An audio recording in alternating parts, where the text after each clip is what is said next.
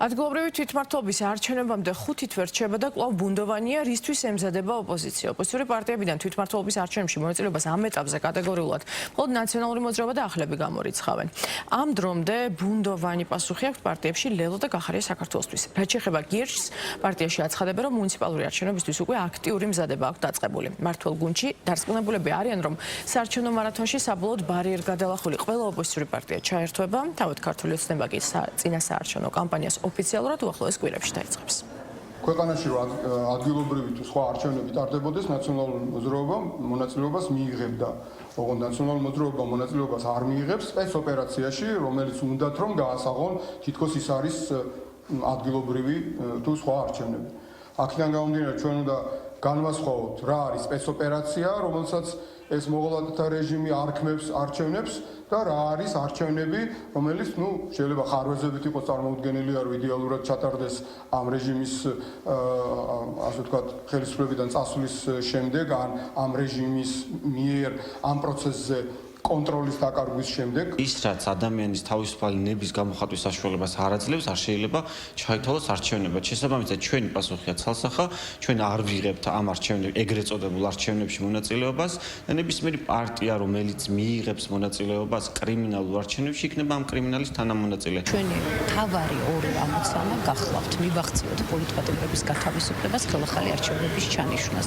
ნებისმიერი საუბარი თვითმმართველობის არჩევნებზე, ან ნებისმიერი საუბარი იმასთან დაკავშირებით სხვა პარტიის წარმომადგენელი რა კომენტარს აკეთებს, ეს არის ქართული ოცნების წისქვილზე წყლის დასხვა. 5 თვის შემდეგ რა დადგება დღის წესრიგში იმ საკითხის შემოტანა აბსოლუტურად არარელევანტურია და დამაზიანებელია პოლიტიკური პროცესისთვის. დასავლეთ საქართველოში რეგიონული ტურნე ემსახურებოდა და ემსახურება პარტიის გაძლიერებას, დროულად იმ ადამიანებს, რომლებსაც სურს მეტი ინფორმაცია მიიღონ პოლიტიკურ პროცესთან დაკავშირებით, ეს არის ჩვეულებრივი პროცესი. ჩვენ ვემზადებით ნებისმიერი არჩევნებისთვის, ვემზადებით საპარლამენტო არჩევნებისთვისაც, ვემზადებით მუნიციპალური არჩევნებისთვისაც.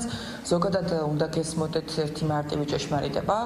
პარტია, რომელიც არჩევნებში არ იღებს მონაწილეობას, ფუნქციას კარგავს უბრალოდ გამოგბრძანდნენ ეს პარტიები, რომლებიც ამბობენ რადიკალურად გადაჭრით, რომ ჩვენ არ ვიღებთ არჩევნებში მონაწილეობას.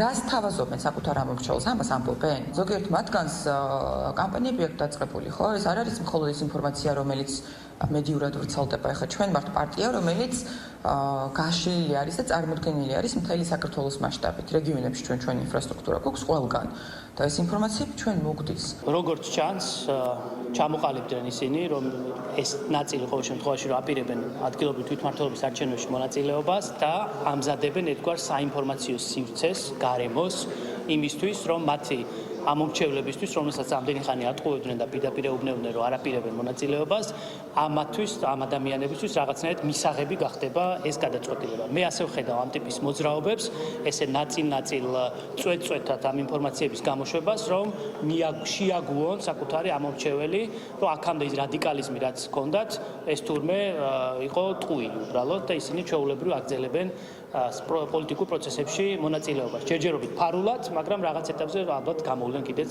საჯაროზე. არის ნათელი აშკარა, რომ პარტიების ნაწილი არის პირდაპირ უკვე ჩართული წინა საარჩევნო კამპანიაში და მაინც ტყუილით გამოდიან საჯარო გამოსვლებში და თავისივე ელექტორატს, მცირე ელექტორატს ატყუებენ, თითქოს ისინი არჩევნებში მონაწილეობას არ აპირებენ. კარგია, თუკი კონკრეტული პარტიის ლიდერები უკვე ღიად ამბობენ, ასახელებენ, რომ ისინი იღებენ მონაწილეობას თვითმმართველობის არჩევნებში.